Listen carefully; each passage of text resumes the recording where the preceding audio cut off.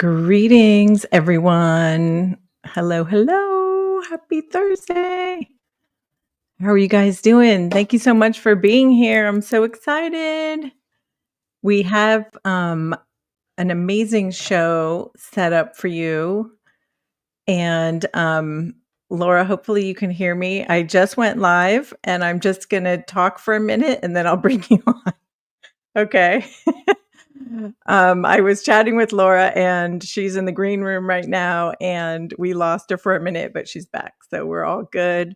Hello, Carla. Hello to Dragon Rose and hello to Emily and Maddie. Thank you all so much for being here tonight. I'm Cheri with Divine Light Codes and the Ascension Sessions. And I'm your host tonight and I'm excited to share with you. I have an amazing guest. We're going to talk about, hello, Candace, how are you? We're going to talk about so many cool things, cool, hot, dark, light. We're going to touch all the polarities tonight because this is a very, intense topic. It can be an intense topic. I'm just going to go over and check out all of the places. I'm also broadcasting on Rumble tonight and Facebook as well as YouTube. So, hello to everybody watching on those platforms. Please put in the comments and let us know where you're watching from. That would be awesome. I'm just trying to get all my screens up here. Okay, we are good to go. So I'm going to introduce my guest to you. Also, I want to say hello again to all my fans because I haven't gone live in a year. I took a 1-year hiatus from YouTube. So it feels good to be back. And thank you to all of my subscribers who stayed with me and are still subscribers. I appreciate you guys being here.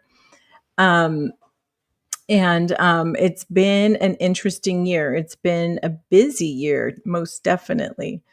So without further ado, I'm going to bring our guest up on the show and I'm going to read to you her bio really quickly. So let me welcome to the stage Miss Laura Van Tyne. Hi. Hello. I'm like, Jesus, I just got found again. Welcome back. I'm kidding. Don't hate me for that. No, seriously. No worries. So thank you. Oh, yeah, no worries. I was like, she'll be back. Yeah. Awesome. Okay, awesome. Did you figure out the streaming thing on your end or are you gonna let it go? I don't think I just let it go, but thank you Okay. though. Okay. Yeah, no worries. Okay, awesome. So for everyone who's new to Laura, Laura and I had the pleasure of meeting in person back in 2018. No, not 2018, 2021. 21. Yeah. Yeah, 2021. So about 3 years ago. And that's an interesting story that maybe we'll have time to share tonight if we can get into that, because that was an eye opener.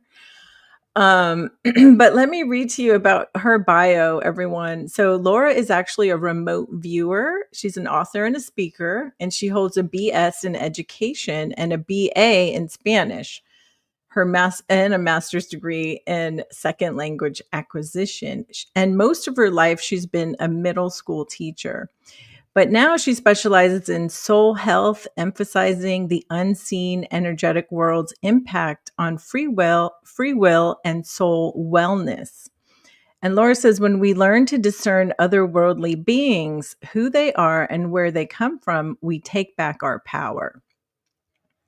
When we learn to connect with light beings, we can attain wisdom, insight, and fantastic assistance along our karmic journey.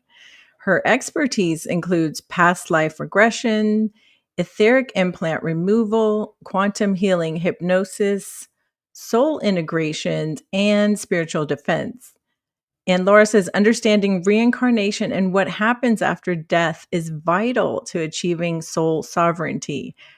And of course, for more information, you guys can find her at her website at thekarmicpath.com. So again, welcome to the show, Laura. It's really good to do this finally. Thank you. Yes, that was a mouthful, but yes. Yeah, it was 3 years ago and when we met, and I actually wanted to have you on the show then, and then I ended up moving from California to Arizona, so then, like, my whole life was, like, upside down for quite a while. So, better late than never. Now's the perfect time, right? It really is. Yeah, Y yeah. Yep. Yeah, When we met, exactly. you had an odd I think were you in an Airbnb or something that was haunted? I think that's what was going on, and you're like, "Whoa." Correct. Yeah, so and that happens, right? Mhm. Yeah, and it was not only haunted, but there was a portal there, and this ghost put a used condom on my pillow. Do you remember that? I do there's some things that I just don't forget. Right? There are some things Yeah, that etched in your mind. right, exactly. Yeah, like, of all things, he definitely wanted to make it forgettable for sure. Yep, yep, you were in Yeah, his space. right, Yeah, and then so I ended up now we met at this, like, social gathering, and was that your that was at place? my place, yeah. Okay.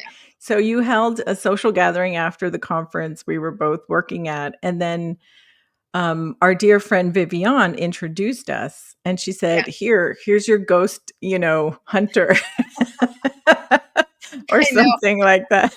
Basically, yeah, Vivian Yeah. is awesome, and she's like, "Yeah, I don't wanna do that. Here you go." Which that's Exactly. all fair because she does something completely different, and Correct. frankly, we're all pieces of the puzzle. Right, right. So, you were so gracious and you were so willing to help me. And I was like, can you please just tell me why they picked me? Because there were like four other women staying in this old Victorian Airbnb. And I was like, we were up in the attic on the top floor, me and my friend. And I said, why did they pick me? And there were a couple interesting reasons you gave me. One was because he knew you would help him like clear it, like close the portal Oh, and get him away from the darker beings that were holding him hostage. And two, I don't remember if this was you or someone else, but someone else maybe said because I was a woman of color. So I thought that was that was interesting. me. Yeah, yeah, yeah. Yeah, because I Yeah. was like, wow, are ghosts racist? And you were like, yeah, and even in the afterlife, they can be. You're a jerk in life, you're a jerk in death. Quote me on that. So that was an eye-opening experience for sure. But to wrap it up, guys, like what ended up happening was Laura helped me close this portal. There were like these demonic beings that were coming in and out, and I guess a black magician who was training this ghost who was trapped in the afterlife how to do nefarious things, right? Like they were Yeah, training him to become a black magician or something. And at another some dark point, yeah. another what? Another dark entity. You gotta remember, guys, Yeah.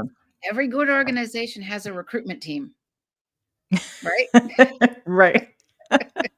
The dark So side, it no different. the dark sides, yeah, they have hiring signs too. And they were like, I guess he was like, "I don't wanna do this anymore." So he put it on my pillow because he knew we could help. I would help him or I would find somebody to help him. And so together we ended up clearing or closing that portal that was on the property. And now this was like an old Victorian house, like from the 1800s that we were staying in, and it was an Airbnb. So I wrote to the owners. I was like, by the way, did you know your house was haunted? Did they And respond? they no. And I said, it was haunted. It's not anymore, hopefully. So, They're but probably, having less plumbing issues, less rental issues because of this, right? And, right, right. um, so one of the questions is how does a ghost manifest something into the physical, right? Mhm. There's a concept called apportation. They Correct. apport something into a physical element into our realms, into our third dimensional life. Mhm. I've had several experiences with that, and, it's kind of freaky that they can do that. Yes. Yes. It was very freaky.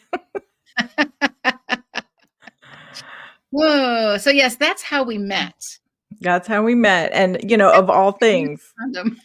a used condom. I'm like, couldn't it have been a feather or something? Something like right?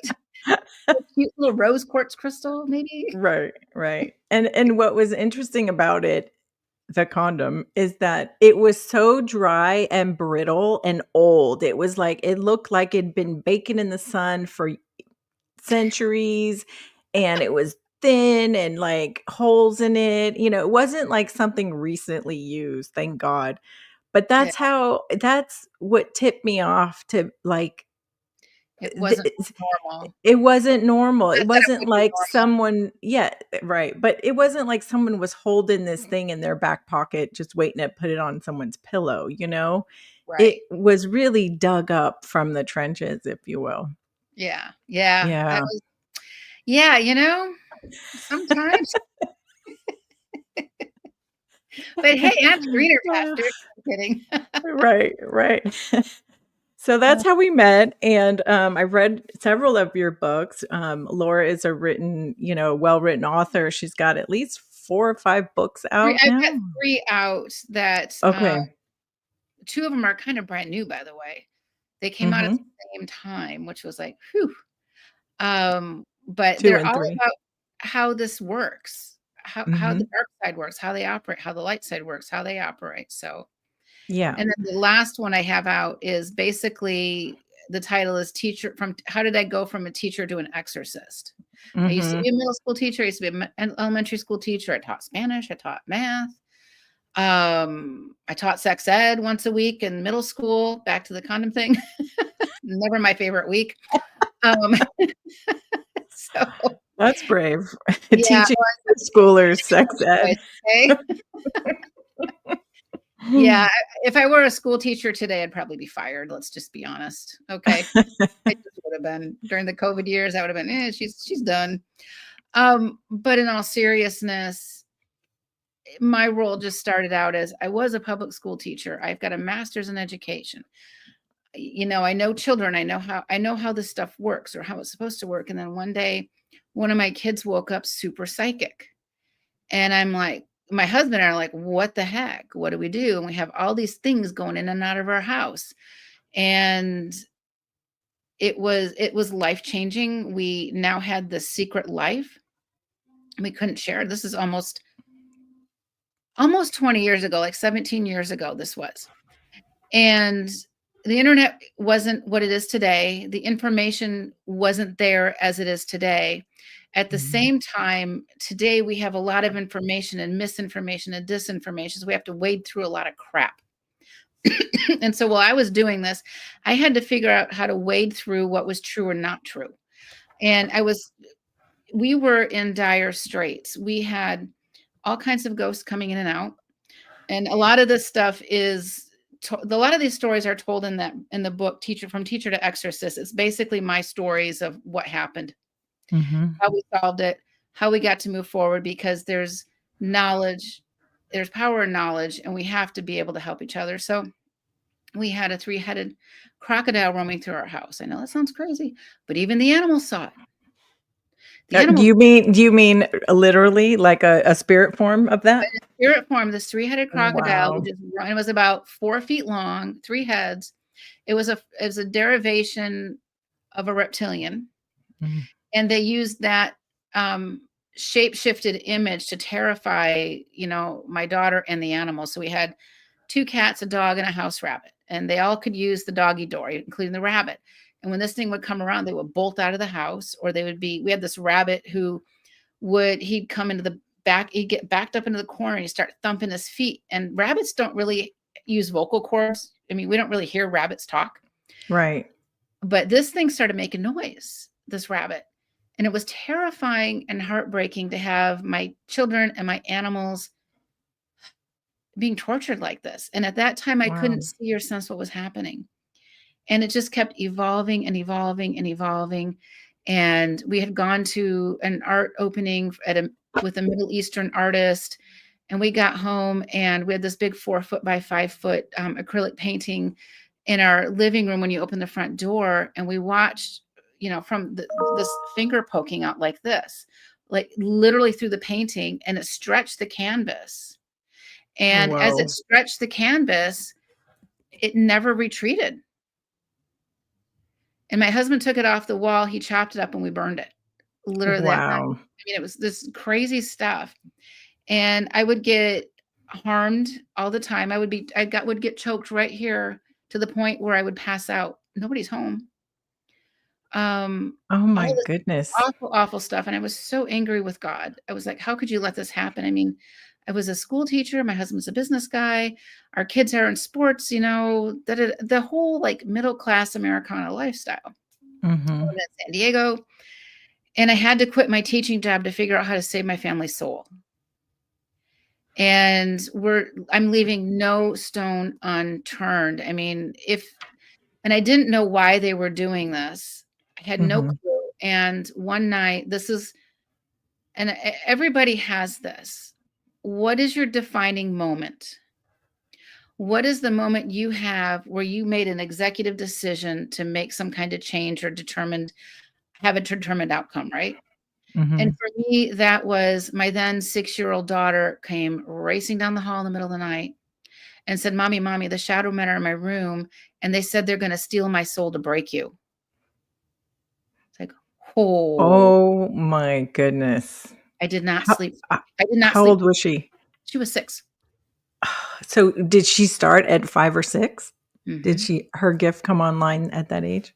It did, and maybe even a little earlier because what she Mhm. was hearing and seeing, she was so young, she just assumed everybody could see and hear those things. Sure. Mhm. But when that happened, she came leaping into bed with us that night, and I'm holding her so tightly, and I can feel her heart thumping, through her body.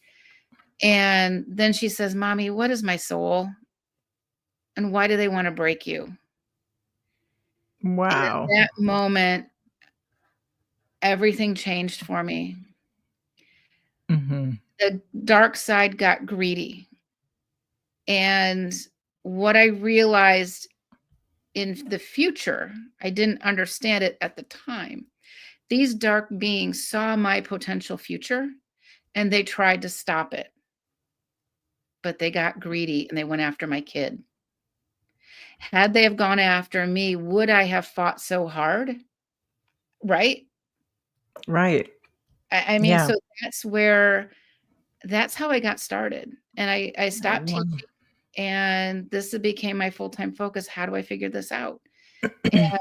I literally would call up psychics and spiritual practitioners and religious clergy and shaman and trying to find answers. And most of the answers I found were honestly what didn't work. And it was Mm. heartbreaking because I would go in so hopeful, right? Right. And just leave heartbroken. And I remember this story is in my book, and I'll kind of give you the Cliff Notes version, but Um, we were so inhabited in this house, it was ridiculous, and the plumbing is breaking and, electronic equipment and appliances. I mean, everything is falling apart because that's what they do. Right. So now not only am we down a salary, but now we've got all these things breaking on us left and right.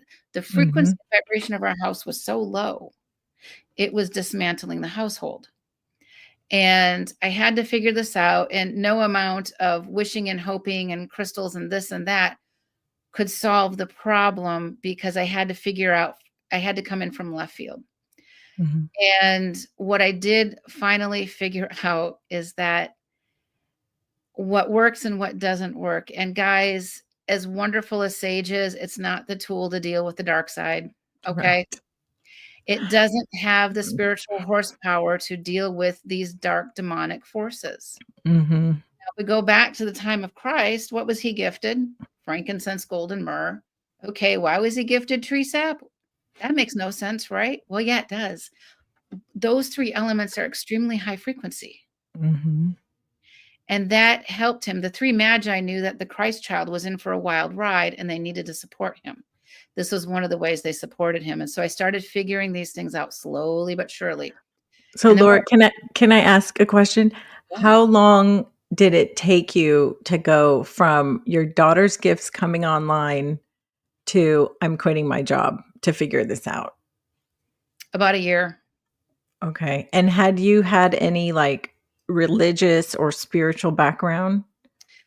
Um, at that time? Not really. I was very psychic as a child, and my parents were always like, "Don't be weird." And so it They kinda went suppressed dormant. it. Yeah, and so Mhm, it went mhm. dormant, and I think, honestly, that was the light side protecting me because I wasn't ready to go online, so to speak, until these moments. Because had Right. I have been utilizing these psychic abilities as a child, the dark side would have seen me or noticed me sooner, and I was not ready or prepared. Sure. And you And didn't have the support system in place. right, exactly, and I Right. knew and this is for every parent-child relationship out there. My parents did the best they knew how, and they're like, "Don't be weird, just be normal. This is not real," whatever that was, and I don't fault them for that. That was their frame of reference, right? And so when I knew Mhm. when my daughter was experiencing these things, I'm like, "Holy cow." And her abilities were more intense than mine as a child, and it was like the wake-up call. And so it was like, "Okay, we're in for a wild ride," and, my husband and I were talking about it and trying to figure things out, how to best help her. How do you when you have a psychic child, how do you work with them so they don't embellish stories? How do because a lot of times parents Mhm. have a psychic child, "Okay, what did this ghost say? What do you see here?" They keep it's like the child needs to be a child, they shouldn't be on stage, right, to Right. perform, because when you Yeah. put them in a format to perform all the time, they're gonna start performing and their information becomes inauthentic, and then that becomes dangerous. So Right, there's a because they think they wanna answer you and provide an answer even if it's not 100% true, yeah, because they don't wanna disappoint you, as the parent. So, yeah, I could see that being yeah, and very so dangerous. that's where I got started, and we lived in this hell for over 7 years. Every day, week was like a new drama, a new thing to figure out, and what I learned about the concept of fear is that fear in small doses keeps us safe, it keeps us alert. Fear in large doses is paralyzing. Mhm. Every day, I would have to wake up and swallow that paralyzing fear and put one foot in front of the other. And by God, I got out of it. And I also know that in hindsight, the light side let me go through and have these experiences because that was my training for what I get to do today. Mhm. Yeah, your guides were like, "We're not gonna let you die, but you're gonna be scared out of your mind for 7 years." Oh, yes, I know, Aw. right? So And it's funny because they say 7's like a cycle, right? Like that things is true, change. you're Yeah, right. And mhm. so it was just like it was terrifying, it was awful. I can look at it now and say, "Okay, I get it," and I'm grateful for those experiences because I swear I feel like I'm the most blessed person on this planet because I get to help people who are in these situations, Mhm. who are dealing with reptilians, who are frankincense and myrrh are 2 of the oils from Carla, and Yes, gold was the 3rd element. So frankincense but I is would add a 3rd oil, and that's spikenard, you can add absolutely. There's a lot which of was used by Mary Magdalene. yes, it was. And myrrh turbocharges the power of frankincense. Mhm. And guys, we all have to build our spiritual toolbox here. And we have to switch it up. And you're right, spikenard is good. There's all these other ones and look at the frequencies for this. So it's we're all in this point in time where we have to learn new tools. What works today may not work tomorrow. So never stop learning. Never stop learning. There's Absolutely. so many we can use and utilize. I know we're going to talk about some of those tools a little bit here. Yeah, we're gonna talk about tips and tools and things to keep things away, towards the end of the show. But thank you for sharing, like, your origin story, because that was my first question, was like, how did you get thrown into this arena? Because I feel like you literally got thrown into an arena to With cement battle. shoes. Yeah, with some with some I big carry bad around when I go out reptilian and I'm speaking, like, "Yeah, I was thrown in the deep end of the paranormal pool wearing cement shoes." cement shoes. Oh my gosh. Yep. Oh my goodness. So, when you were going through this 7 years, your daughter's gifts obviously were online, but how long did it take for your gifts to kind of reawaken and re-come online to where you could see, hear, or feel what she was experiencing? I'm going to say it started evolving within several months. Oh, At the wow. same time, I had a hard time trusting my intuition. One, I had a hard time trusting my intuition because I was so sleep deprived. When your daughter says, "Hey, someone's trying to steal my soul to break you," you just don't sleep as a parent.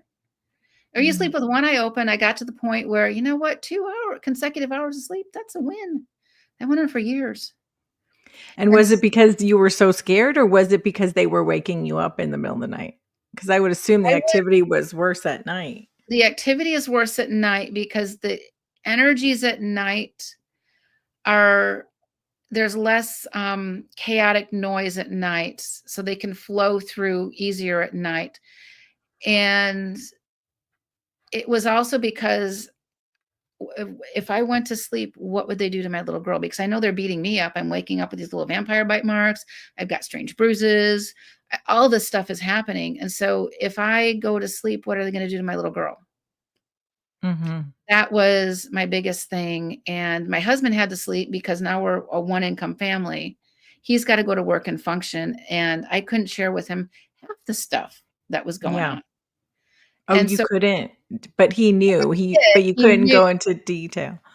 I didn't want to spread the contagion, for lack of a better word. And meanwhile, Mhm. I'm very well known in my community. I know, like, all the city council people, I know the school board people, they want me to run for positions. I'm like a problem solver within the community when we had fires, etc. I ran, was one of the people that ran the parade in the town in San Diego area. So everybody knew me. And Mhm. I had to dial it back. And, I want to say I lost friendships, but I had to keep people safe and I couldn't keep being so social because I was scared or concerned that it would spread. Right. And I didn't know what I was doing at the time. Mhm. Right, and you didn't want them to think you were crazy either, right? And I Because also didn't want yeah. Child Protective Services coming after my kids. Yeah, that's a big concern, and you're surrounded by what are they called? The people who have to report, who, The Child teachers. Protective Services and the school district, and But yeah, if you're a teacher or, a public worker, you're considered, there's a name, a mandatory mandate d reporter. reporter, yes, so you Oh, were yeah. surrounded by them, yeah. And try to get your kid to school when they don't sleep for a week, Oh gosh. right? And how do you get them to function without falling asleep at school? Mhm. Attendance was sketchy. It was so sketchy for a while that we had to move schools to try to kind of like get it off the line. And eventually we did homeschooling, which was a blessing. And Yeah, I learned a lot about homeschooling, and that is, you can do a lot. You can get the job done quicker without all the interferences, but correct. it was Yeah. not easy. But I'm glad to be here. Everybody's in a good spot in our family. It just was quite the journey. Would you like to share one story from that 7 years that kinda stands out to you the most as maybe the most terrifying, or maybe you had the biggest win, or maybe it was a moment that started to turn things around for you and your family? All right. God, there's so many. We had um my daughter picked up a ghost child at school, and her name was Annabelle. It's not related to the horror flick, okay?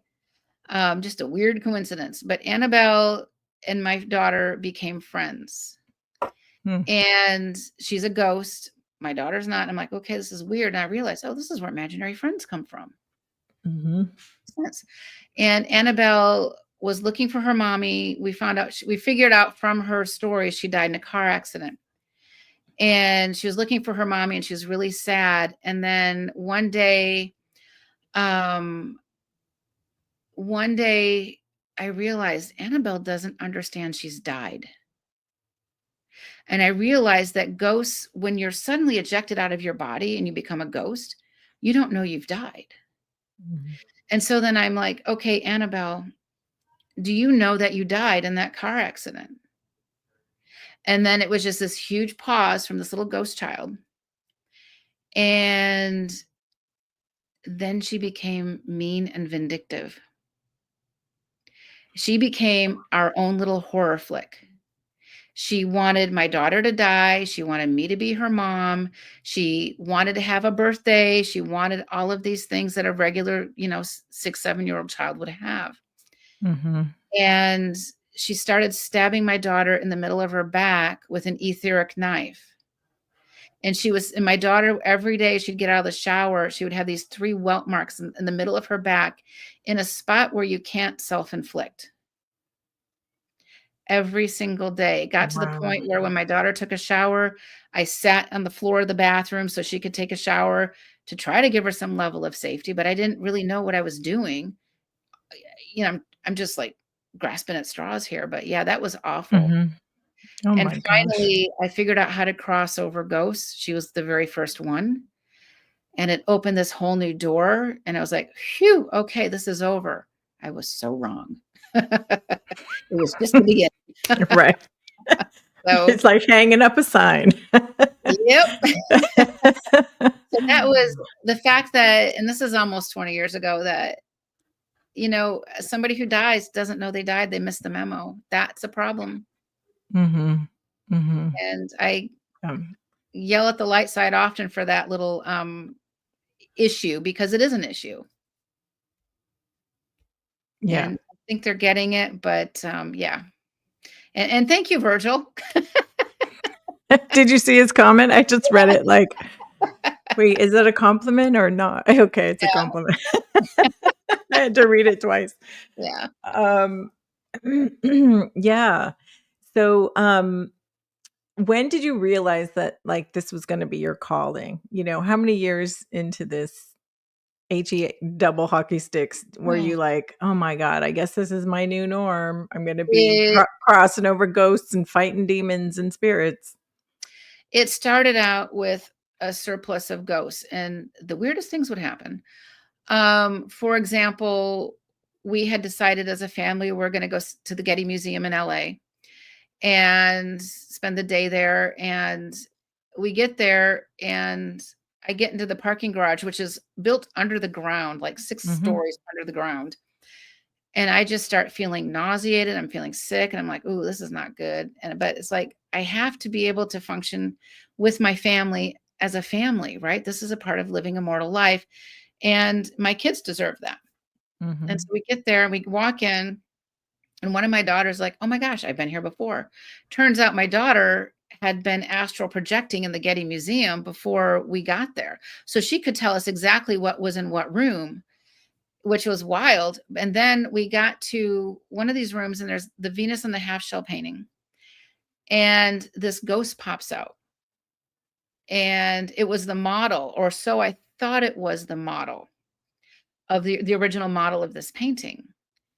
And then I'm like, "Oh my god, I am feeling really sick. I'm gonna go vomit." I told my family, like, "I'm not feeling so good. I'm gonna go out." So I go out to the Getty Museum. I stand up. I'm outside, and there's this Mhm. grassy knoll between 2 buildings. And I Mhm. sit down on the ground, and then all of a sudden I get pushed back and I'm pinned to the ground. Here I am, a grown woman in my 40s then, pinned to the ground, lying down, like I'm like strung out or what. I don't know what they're thinking. Okay. I can't move. Oh My my cell phone gosh. is in my pocket and I can't move to get out of it. Holy And cow. then all of a sudden, I start seeing these children coming out of this like air vent. It's this red air vent that's kind of, it's almost like a half a U shape. It just kind of comes up and over. And all these dead kids are coming out, and they're all wearing different period pieces of clothing. So when a Wow. ghost dies, they're stuck in that time frame. So we Mhm. know when somebody dies, we can identify when they lived based on the clothing that they died in. Oh, that looks like the 1600s. Oh, that looks like 1972, right? Mhm. And there's stacks of times, there are layers and layers. But these kids kept popping out. And then about a year later, we start hearing about all the Hollywood stuff and the pedophilia and this and that. I'm like, oh my gosh. Yeah. I've Then I heard that it's learned, all under there, right? It's all I under didn't the know that. getting. Yeah. And it was before this was even coming out. Nobody had heard of this 15 years ago. Right. And then years later, I was speaking at an event and I was kind of sharing the story with a couple of speakers. Like, that was really weird. And the guy's like, oh, well, my uncle built the blah, blah, blah at the Getty, and they hired remote viewers to monitor the population. And it's like, oh my God, they saw me coming and they viewed me as a threat. It's like, whoa, okay, that was weird and wild and trippy. Could you So see the being that was holding you down? it was living remote viewers. What? Mhm. Oh my gosh. They were in the basement? They remote view that property 24/7. And they pinned me down to keep me out of there. For whatever reason, they They knew who didn't want I you to was. see something. Yeah, Yeah. How can they pin you down, remotely? it's all energy and they are led by the dark side. So there are dark entities and dark beings that assist them. And Right. the remote viewing is the ability to project your consciousness to a different time, space, and location. Mhm. So pretty much every psychic has some level of remote viewing capabilities. You can remote in real time and you can remote through the ethers or the psychic realms. There's several different types. And I can do both. Remote viewing in real time is a little harder for me, but I don't practice it. And so this was crazy, but I didn't have the final piece of that story until several years later. And I now know what those beings were because I had never seen them before. Mhm. And what were they? They were reptilian. Mhm. Mhm. And that's like how a psychic attack works too, right? So Yeah. like if a person is not of the light or a dark being or reptilian maybe, in their soul origins, there's a fly in here, great. Um, they wanna send daggers to somebody, they can send like the reptilians will go and basically wreak havoc on that person that they're targeting, They can be, right? and Yeah. it's a form of haunting, and there's many types of hauntings. We often think of haunting as the dead haunting the living, right? The reality is the dead do haunt the living, but the living can haunt the dead. And Mhm. generally, they don't haunt the dead to be vicious, but if a child dies, we consider that not to be the natural order of things, but that's not the case. Maybe that child only needed so many moments or experiences in that lifetime to fulfill their soul purpose, or maybe the parents needed something, or there's so many possibilities. And a parent may have a hard time letting a child go and cross over because their love for them and their heart sickness is so strong. They just sort of Mhm. wrap around that child and the child can't cross over. It's not vicious or cruel. It's just what happens sometimes. So we got the Mhm. dead haunting living, living haunting the dead. We have the dark entities haunting the dead. We have the dark Mhm. entities haunting the living. And there's so many different themes and variation. Mhm. So when we can understand how the unseen energetic world works, we take our power back and we get to live with a sense of strength and fortitude and reclaim those pieces of our soul that have been damaged or harmed throughout, lifetimes basically. And that's what I Have you do. have you identified, like, all the dark beings that mess with us here on planet Earth and in the 4th dimension, which I guess you could say is also on planet Earth? Yeah. Um, like, have you made a list? Oh, I got a list. You have a list in your I just brought my PowerPoint. head? Because I have a list, and I'm like, "My list is probably smaller than her list. I wonder Here. what her list is." So there's a fly in here, and I think all flies are spies, I do especially too, by the way. so I think I'm being spied on right now. I think you are. I'm Yeah, not kidding either. like Um, flies and spiders are spies. yeah. So we've got lower realm entities, and these are these tall, wispy things that We can see out of the corner of our eye. They can get us to elicit emotions where they extract our energy, and then they have to give it to their bosses. So these lower realm entities do Mhm. their job. If they fail, they get punished. So there's incentive for them to do this. Then Right. you've got almost like And these gargoyle types of creatures and set. Go ahead. and those wispy things, like, they're all over places like Target and Oh Walmart yeah, and bars and concerts where people gather a lot, right? absolutely. But they can be in your house too, right? Like, if They're there's a lot everywhere. of negative energy. Yeah. Yeah, Okay. they're everywhere, and, you know, all these ghost hunter shows, they always lock themselves in, like, this, like, scary little place, like, little prison or whatever. It's like, you don't need to do that. Just go to the local hospital, local liquor store. You can find them. Stop being so dramatic. Exactly. So, Yes. Okay, go on with your um, list. I wanna hear this. the lower realm entities, and you've got these gargoyle being they kinda look like gargoyles a little bit, and their purpose is the same. They're just a different theme and variation of those lower realm entities. We've got the else is there? Like these, I'm gonna call them black magicians. They're these scrawny little guys. They're like bony and they've got long, scraggly hair and long nails. They are they're there to wreak havoc on us too. They're everything is has a political hierarchy to it. So I'm kind of going from the bottom up. So Mhm. those lower realms are like the pawns on the chessboard. We got these, the Hat Man was another one. These are the watcher beings, and the Hat Man actually appears in paintings throughout the world in various Mhm. times, various epochs. They have this like fedora style hat, and they just stand and observe. And as they're observing, they take their information and they pass it on to their bosses. And if you have a hat man, do not engage with them because it can be quite dangerous. Ignore Mm. them to the best of your ability. What else is there? So they're spies for the dark Yeah, side.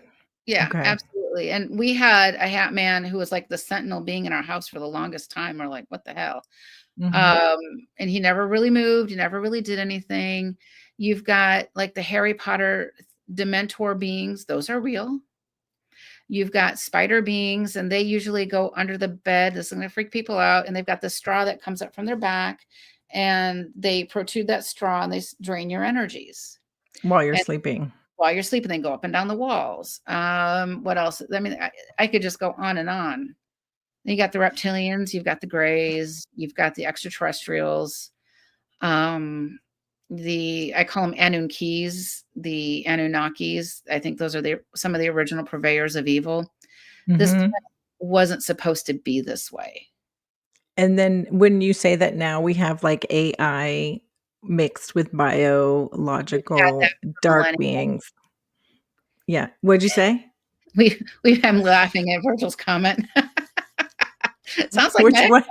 Which sounds like one, my Virgil, the spider? so the AI stuff has always been here. We're just becoming more aware of it. So there's also within that the technologies, I call them, of these entities. Black goo is one of them. I remember Mhm. 15 years ago seeing black goo in my daughter's classroom. It's just sliming down the walls. Like, what? And I didn't know what it was. Nobody talked about it. Mhm. Um, there's all kinds of psychic spyware. I mean, I could go literally on and on and on forever on this stuff because I study it like a doctor studies viruses. Mhm. Got to know what we're doing. And so let's talk about the black goo for a minute because the black goo has come into my awareness in the past month, like every day. I'm getting a lot of clients who are dealing with black goo and seeing maybe they're not seeing it, but they're experiencing something negative and toxic, and we're seeing it and uncovering it. Um, is the black goo different than the first beings that you talked about, the black wispy things that you see out of the Oh yeah. corner of your eye? Or is The it the black same thing? no, the black goo is an off-world substance. It's designed to it's almost like a different form of a heavy energy. Mhm. And so when I work with people and I see black goo, sometimes, and Um, I don't want to get political, but it is what it is. Back when we were all getting jabbed, well, people were getting jabbed. I created my own card, by the way. Nice. I um, almost did, but I never needed to. well, I was in California. Okay, we had no I choice. was too. That's why when I moved here. Like, oh my gosh. So Oh my I goodness. started getting all these calls from medical professionals, which was weird, right? So, chiefs of surgery, chiefs of hospitals, nurse practitioners. I mean, every facet of the medical profession started calling me. They were Mm, force jabbed and they needed help. And I had mhm, this one guy who called me, and I don't even know how they find me. Okay, it's not like I'm out there all that much, especially back then. And he says, "Okay, I took the J&J shot on the last hour of the last day." And he says, I can't move my hand." And I started working on him and I started pulling out this long, stringy black goo things out of his fingers. This is mhm. in the ether. It Right. manifests in the physical. As Yeah. I'm pulling a lot of the stuff out. And the next day I get a call. "You're not going to believe this. I played tennis today. I am just fine." So the black goo, it can have nanotechnology into it. It can have all Mhm, kinds of things. There's many themes and variations. And think of, like what was that Third Rock from the Sun? Do you remember that show? mhm. Where Yeah. they had the jello and they were all afraid of the jello. So that black goo is kind of like that jello, and it would have different things in it, Mm, depending on how that person, what was their weak point. And right. so this guy's weak point was he used his hands in surgery. Mm, So they were trying to stop that.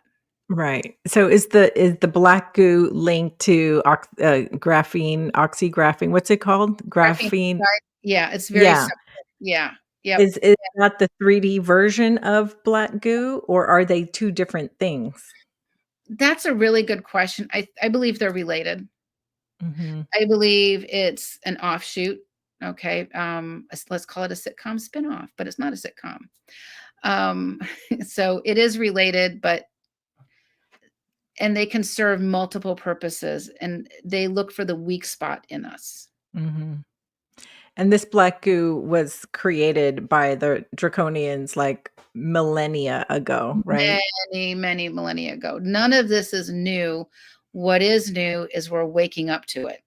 Right, and then they use it to control the whole population. Yeah.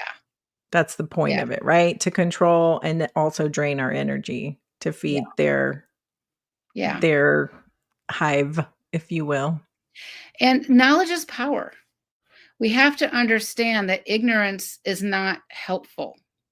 Mhm. And I'm particularly looking at this YouTube comment that he's saying that I'm foolish and irresponsible for talking about this. Tell you what, what's foolish and irresponsible is sticking your head in the sand. Yeah. And Let's talk about spiritual bypassing for a minute too, because I feel like there's a lot of that going on in the spiritual community. And part of being a spiritual person is being aware and awake and being open to all the realities of things that can affect you in this human lifetime. And how do we ascend to be the highest and best person that we can? You know, maybe part of your path here as a star seed or a human who's just trying to go through their own evolution is to fight the dark side, you know, or to heal the sick or to add light to people's life. But you can't do all of those things if you're just living with your head in the sand. So no, and you we talk, must encounter that a lot, spiritual bypassing. oh, I get it. I hear it all the time. And it's like, I don't think so. But, half the time I keep my mouth shut because there's no competition with spirituality. And a lot of times people look at spirituality as like, oh, I'm more ascended or I'm in the 5D, I'm this or that. That's not what it's about. What it's about is having a healthy soul. And I'm going back to Josh Phoenix here. We talk about our health all the time. We talk about our physical health, our emotional health, our mental health, our Mhm. financial health. When do we talk about our soul health? And we as humans have been neglecting the conversation of how do you get a healthy soul? How do you maintain a healthy soul?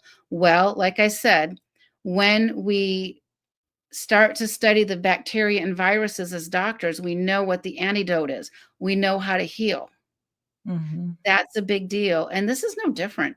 It's just in a different dimension and realm. And this dimension and realm has been negatively impacting us for millennia. When the Luciferic forces left the light of God, they left an energy source and they're like, oh, snap. How do we sustain ourselves? They no longer had the light of God. They're looking Mhm. at us humans and on several planets saying, hey, we can use these humans, we can drain their energy, we can harm their souls, and we can sustain ourselves. This is Right. where this comes from. Mhm. And people can agree to I can agree to disagree. People can disagree with me. I really don't care. I know that every day I'm blessed to be able to help people who are in similar situations, and that's all that matters. We don't all have to agree. If Right. we did all agree, we'd be robots. And, most people aren't aware of this stuff because there's so many distractions on this planet, between just going to work, just trying to pay your bills and put a roof over your head. That's a distraction. Football, shopping. I mean, the list just goes on and on and on. But when you're working in the trenches like we are, and you're getting clients who are telling you, hey, I've got, entity attachments, or, I feel like I'm being choked all the time and I can't see anything. And I've been to the doctors and the doctors can't explain it. There's nothing there, Yeah. and we can see that there's something there in the unseen realms. And I say unseen for most people, but they're not unseen for everybody. So, it's kind of like we're in this position of having to prove something, but we really don't need to. If we're making a difference in people's lives, and you're obviously healing people and helping people get to the bottom of their attacks, their attachments, their hauntings, whatever they're going through, you're clearing all of that darkness out of the planet and The helping dark people. side does not like that. Yeah, they don't wanna go back to the light, but that's where they need to go. And they rely on people who have false mantras, false belief systems to do their job for them. And it's not a Mhm. criticism, it's just how it works. Yeah. Yeah, and they have, their hooks, if you will, into a lot of people's psyche and brains, so a lot of people are walking around and, helping them without even being aware of it. Yeah, and it's a sense of this concept of cognitive dissonance, meaning that this can't be true because it's against my belief structure, is very limiting. And so when we can break out of any form of cognitive dissonance, we get to learn and grow and evolve because the whole point is how do we evolve and grow as a soul, as an energy Mhm, field? The mhm. soul is simply the energy that animates these physical bodies. That's all it is. And Christ talks about life everlasting, not death everlasting. So when we leave these bodies, where does the energy of the soul go? Let's talk about that. That's a whole topic right there. Yeah. So, let's talk about reincarnation because, it's one of those things that I think, a lot of people believe in now, but if you're a staunch Christian, you may not believe in reincarnation. And for a lot of people who can see, like yourself, and probably many people in the chat room right now, you can see these other dimensions. You can see souls when they haven't fully crossed over in this Yeah. realm. And if you're into astral projection or remote viewing, you can go to these other dimensions and other realms and see lost souls and see reptilians and draconians and grays and shadow people. You can see all the things. So let's talk about reincarnation and why being aware of this cycle is so important, and how our soul, so going back to soul health, we need to go back to God's source energy to be renewed, replenished, and decide what we're going to do in the next lifetime. And unfortunately, there's a lot of souls being trapped and hijacked in the lower fourth dimension. Well, every holy text, including the Bible, has some type of psalm, like the 23rd Psalm. Lo, behold, I shall walk through the valley of the shadow of death. I shall fear no evil. And what that's telling us is there's evil in this dimension between heaven and earth. And so we have to learn how to get from point A to point B. And that 23rd Psalm is a guidepost to get back home. Because what can happen is these dark entities can and do soul nap us. So we need to have a strong soul foundation to basically cross over and go back home. And a lot of times what happens is bad things happen to good people. It's no different than a child being kidnapped on the earth plane, where a soul can be kidnapped by these dark entities. And I got to tell you, I'll be honest with you, over and over again, when I'm working with somebody, we end up finding souls that were soul napped by these dark demonic forces. Demons Mhm. just don't affect the living, they affect the dead. And we want to assume that every baby is heaven sent. That's logical. That pulls on the heartstrings. But the reality is that when a soul is soul napped, the dark side can reincarnate us too.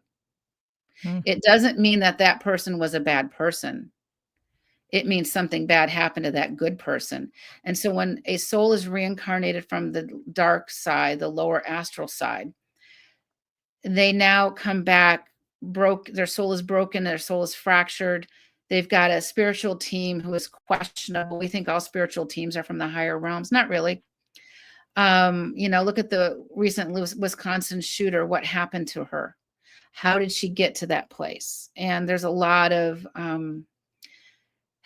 theme and variation of this. And so what we have to understand is every ghost soul must be crossed over. When we cross over ghosts, we rob the dark side of a fuel supply. Mhm. So we have been given many thoughts about when someone dies, what happens to them. Oh, they were a bad soul. They deserve to go to hell. They were a jerk, or they had unfinished business. All of this stuff is a false pretense of what needs to happen. They weren't ready to go. It wasn't their time. They were, whatever it was, it doesn't matter. When we leave these physical bodies, our karmic time here is done and we have to go home. So when Mhm. I do work with somebody, the first order of business is we look to see if there's any souls within their energetic field that need help crossing over, period. 100% of the time. It's a spiritual service, period. And that's Mhm. just the beginning. And so when we can cross over the dead, we rob that dark side of a food supply, and that's the goal. And I have seen many Dracos give themselves up because they got tired of the fight and they were losing. So we're doing something right. Wow, that's amazing. So what does that look like when they give themselves up? Do they transmute back to the light? Do they crawl into a They hole? Like, where do they go? usually, what I'll do is I'm working with somebody and I'll put up a containment field to collect. And I'm going to say with the angelic realms and many other high level beings, um, my team and I have a way to round them up, to put them in a containment field, and we send them back to God source Mhm. energy.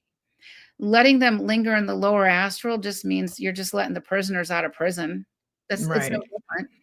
So Yeah. send them back home, where in my house there are many mansions. That phrase, the mansions are actually dimensions, but they're all the dimensions in the heaven realms. So in my house there are many mansions. You and I aren't going to go, and all the people listening here probably aren't going to go to the same place that Jeffrey Epstein went to. Right. Um, so and so that's what that little bit means with the Bible. And the mansion is a human mind construct for a dimension. So Mhm. that's kind of my little 101 little, I guess, lecture on that one. But it's a big deal. Yeah, and so can you talk a little bit about the lower fourth dimension and what they're doing there? I don't know if you said that specifically. So the fourth dimension in the astral plane is where the ghosts reside and the dark entities reside. It's Mhm. cold. There's many pockets and layers of it. And cleaning that dimension up, because when we die in the third dimension, we're supposed to go to the fourth dimension, to the fifth dimension, which is the heavens. So that little sandwiched area got hijacked by these Luciferic forces. So Mhm. right now, it's not what it's supposed to be. It's supposed to be a place to cross over, but it's cold, it's desolate, it can be terrifying. There's a lot of layers, LAIRS layers. There's a lot of Mhm. bases, Deceptions probably, like like reptilian bases are there. And traps. absolutely. Mhm. And they utilize the humans. This dimension impacts humanity all the time. Every culture throughout the history of time has words for ghosts, angels, and demons. So if they didn't exist, why is 500 BC India have those concepts as 1600 Europe, as 1962 the United States, right? Right. So we can't discount this. And the concept of reincarnation, interesting, was taken out of the Bible. I think it was the Council of Nicaea. I want to say 562 AD, but I don't know if that's right, that number. It was taken out of the Bible. So what happens when you take something like that out of the Bible, the concept of reincarnation? You get one shot to do it right, or you're going to burn in hell forever, so you better comply. Mhm. That's all it Right. is. Wow. Yeah, it just further, Yeah, pushes their fear agenda. absolutely. And so is there a way for people to avoid those traps in the lower fourth when they die, when they transition and cross over and make sure they get to the fifth dimension and the upper fourth? Knowledge is power. Anybody listening to this conversation, you now know what you can do. First of all, one of the best resources humanity has that we don't use enough are the angelic realms. The angels are here to Mhm. serve humanity. They cannot violate spiritual law. The reptilians and those guys, they don't care if they violate spiritual law. They just do it. So this means that if we need angelic assistance, we have to ask for it. So if you have a loved one or if you are experiencing a death in the near future, bring in your angels, make the request. Angels, I am making the request that you fill my loved one's hospital room or whatever it is with angels, and you stand by him or her. So when they leave that body, you cross them over so they can go back home to heavens instantly. It's one of the best things we can do. Mhm. We can do it for us, we can do it for our loved ones. It's possible that the loved one may reject angelic help. That's kind of a problem, but because you ask the angels to help my loved one, if I'm asking the angel to help my loved one in the hospital, their subconscious and higher self knows that this is going on. They have the right to refuse because they have free will. I don't advise it, but you can't mitigate somebody else's free will. So, and angels won't do that. So use angels, practice using your angels. Use your Mhm. angels for everything. I mean, my gosh, it's Christmas right now or Christmas season. Ask them for the rock star parking spot, right? Just go for it. So we've been pre-programmed to believe that, oh, my problems aren't big enough for an angel's help. I'm not Right. worthy. I got to save Right. all my little angel chits. No, angels earn karma too. And if you don't utilize their help, they're just standing around twiddling their thumbs and they can't evolve. So you're denying the angels the ability to evolve. So start asking for help. I remember years ago, one of my daughters had a 9-month concussion. I've talked about this before. She fell off the top of a cheer pyramid. Not cool. Had to learn how to read again. All that kind of stuff was awful. Oh my And god. got her driver's license a year late, and she's surfing with her friends. And, she's at that point where it's really embarrassing to go, go to in mom's minivan with a surfboard and, like park 20 yards away so no one can see her. Right. So she finally gets her driver's license. We get her a car. And the night before, I get this panicky feeling like she's going to be in an accident. I'm like, okay, you can't go. I have to drive you. Okay. And you thought World War III would have erupted in our house over this one. I'm like, you can't go. You're going to get hit by a car. It's not going to be your fault. but I got to drive you. And like my whole family was like, "Wah," so I'm like, okay, I can really rethink. I need to rethink this. And so that night I called upon the angels and I prayed so hard. And parents, I made this request, and you can do this for your kids for any situation. Once they're no longer under your supervision, they're out of college or whatever it is, and you're not paying for their living expenses. That time's done. They got to do it themselves. But she was a minor. I requested they filled the inside of her car and the outside of her car with angels from the minute she left the driveway to the minute she got back. And I wanted a pair of angel hands on top of my daughter's hands that was driving. Wow. Okay. I love it. That's so specific. I'm like, the more specific you can be, the The better the result. better. Okay? Yeah. Yeah. So sure enough, we're just a couple exits away from Del Mar where she's going surfing, and an exit on the freeway, one exit, and then she's there. We get this phone call maybe 10 minutes later, and her voice is shaking, and she's like, "Mom, I was in an accident. I'm okay, but I swear to God, my husband, I teleported there, right?"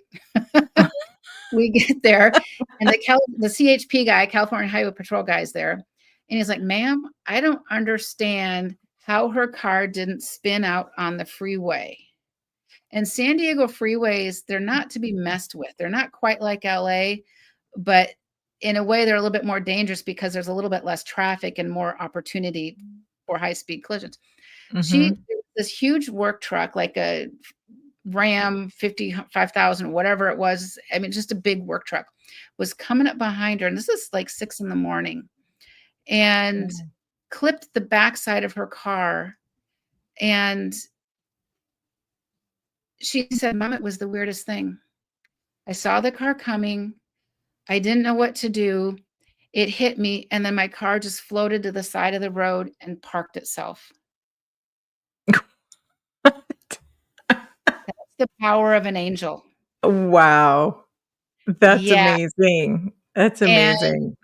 so, always thank your angels on top of it. But Mhm. he was not injured after surviving and dealing with the 9-month concussion. I was really concerned that the head going back and forth would have caused more damage. They protected her from that. And so she was okay. The car was 40 some percent damaged, not quite 50%. So they repaired it. We just bought it like 5 days earlier. And Oh we had my to go gosh. through these claims of like, "Oh, are you sure this isn't a scam?" Oh But my goodness. if your child has night terrors, bring in the angels to remove whatever is causing the night terrors. Night terrors, your doctor is going to tell you are normal. No, it's not normal for your child to be terrorized. There's Mhm. something else extra, you could say extraterrestrial. Angels are extraterrestrial, but something there that's bothering them. So bring in the angels, get a green light bulb. The frequency of green at night can help create a barrier for these dark ones. Wow. And bring in the angels to protect your child, to be with your child, to interrupt any negative dreams that are not for their benefit. Sometimes a negative dream means they're problem solving, and that's different. So in this Mhm. case, call on your angels. The more you use them, the more your angelic team grows. And I don't know about you, but I want the biggest one possible. Didn't you say in your book that, like, there's the archangels and then there's, a different layer of there's, like, different layers of angels, right? Yeah, And there's there's, like, many. millions of angels, and they all have different jobs, like, some are everyday guardians, spirit guides, Yeah, and then there's many types. And does it Mhm, matter who you're working with? Yes and no. Let's make sure you're working with a true angel. So one of the ways you can do this is you're calling upon your angels. And I make mine stand like in military formation for me, rows and columns, because I see and sense them. I know something makes me mhm, sound like a jerk, but it is what it is. Because we don't want to get any shapeshifters involved. All right. And right, so what you can yeah, do, visualize yourself. And even if you can't see them, learn how to sense and feel it. Everybody has psychic ability, period. mhm, Intuition is a psychic ability. So pour salt on them, pour frankincense oil on them, send them a ton of love. If something disappears or shapeshifts, Don't think that you weren't worthy. Think, oh, I dodged a bullet. Mhm. Right. And this is a spiritual practice. So practice calling upon your angels when there's no crisis. Use the parking lot. You know what? I need a really good sale on jeans. Okay. I need this or whatever it is. They will help you. Okay. Use them for anything. You're looking for a specific piece of jewelry or whatever. Ask them for help. And the Mhm. more you do it, the easier it becomes. And you start to earn more angelic support. It's a Right. karmic thing. It's And like a reach out. When you reach out, they reach yeah, back. Yeah. yeah. So use them. Mhm. They love to be asked. They get frankly, they get kind of bored standing around watching all the chaos around us. They love to fix it. Right. And the angels are in service to humanity. Like that's their main That's job. what They're they do. here to help us. So when we don't call on our angels, they're kind of standing around bored like, I don't know what to do. And so we have to utilize them for Yeah. Have you ever seen all an the angel things. twiddling their thumbs? Come on. Yeah. So Exactly. So I wanted to go into some of the tips that you can give people to help them with discernment, but also spiritual hygiene. So, can we talk about discernment for a minute? Because that's another really important topic, because we were just kind of talking about that. And also make sure your angels, if you can see them, that you actually look at their faces and make sure they're who they say they are. Because I had a friend who actually could see her angels, and one day he came in and he was kind of like hiding his face. He wasn't like right. looking at her head on, and she was busy, washing dishes, taking care of her kids, whatever, and she wasn't really looking, but she just was like, "Oh, it's him." And it wasn't him. And it took her like a whole day to figure it out, only because she just assumed it was him, but then when she realized he was hiding his face, it was somebody else. So, So yeah, yeah. shapeshifters. Are the reptilians the only ones who shapeshift, or, like, are there other There's a dark lot of being? them. There's a lot of them that can.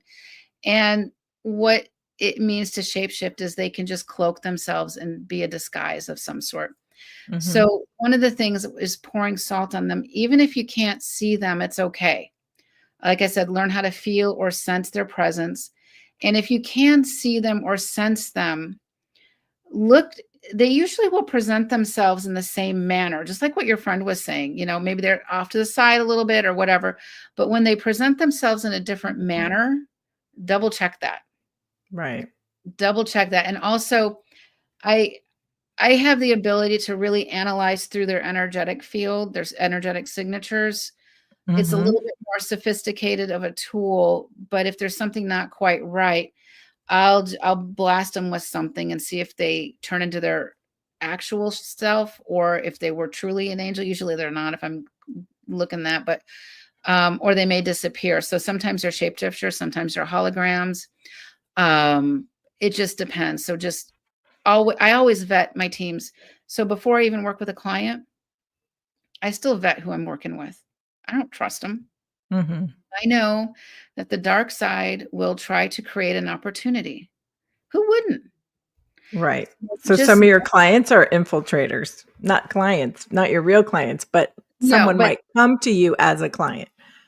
Is that that what you're saying? the client may have somebody with them who they think is their spirit guide, but is not. Oh, I Or see. maybe Okay. their spirit guide is not of the light. Right. Right? And we can Right. change our spiritual teams, ebb and flow and grow with our Mhm. experiences. And as I said before, not everybody reincarnates from the higher realms. It doesn't mean you're doomed. You can work to build a positive, healthy spiritual team from the light side and kick those other guys out. And Mhm. they go back to source. That's a Right. big deal. Changing negative family patterns is one of those concepts. So when you can change a negative family pattern, you're stopping the dark side from influencing your family line. Right. Yeah, and your whole family line, right? Yeah, and changing a negative family pattern is one of the hardest things to do. Yes, absolutely.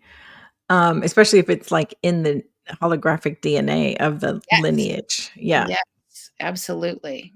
And a lot of Um times there's I'm going to call it like reptilian DNA strands to the family line that can be extracted. Wow. Yeah. Wow. That's interesting. So for spiritual discernment tips, like let's say, because I do a lot of in-person shows and events, kind of like you do. And there's always like a lot of psychics and readers and tarot card readers there and healers, whatever. And I'll see a person go from booth to booth to booth, and they'll get like a reading with everyone or a healing with everyone. And like there's no discernment. They just go to everyone because they want all these opinions. I know And it's it makes awful. me, it's awful because I'm like, oh my gosh, you're entangling with everyone. So, So how can people use more spiritual discernment when they're choosing a psychic, a healer, a tarot card reader? Because a lot of those beings, a lot of those like yeah, tarot card readers and the they're psychics, they're tapping into the fourth dimension to get their information to the lower fourth. ask any spiritual practice like you would do a doctor or a lawyer or your plumber, you're asking around, right? So, Yeah. and ask them, how do you clear yourself between clients? Look at them. Do they look healthy? That's a Okay. good, I mean, that's a do they good look one. healthy? Right. Because the dark side extracts payment in many ways. Health and wealth are two of the most common. Hmm. Ask them, how they how do they know who or what they're connecting to? How do you know you're really connecting to Archangel Michael? Okay, he's a favorite. Well, how do you know? And if they can't answer or the answer doesn't work for you, it's okay to say no because your soul health is worth it. Hmm. If you don't take care of your soul health, no one else will do it for you. And people who are going from psychic to tarot reader to this to that, seeking answers, you are looking for external confirmation to your problems when you need to be looking inside. It's okay to get spiritual help, but find the real deal. It's Hmm. okay to ask them questions. If they don't like you asking questions, that's a red flag. Run. Right. You don't want to Or be or if entangled their ego gets in the way, right? If with they go ego. all up Yeah, in their ego right away. absolutely. And if they're Yeah. giving you information, so because of people like that, I learned a really important lesson because when I was searching, I didn't know what I was doing. I mean, I didn't even know like how to buy sage. Okay. That's where I was starting from. All right. Not that sage is worth anything, I'll be honest with you, but it's in my third book, the sage story. And it's just like, wow, man. Okay. So ask them questions and how do they do these things? And a true spiritual practitioner, what I was going to go with is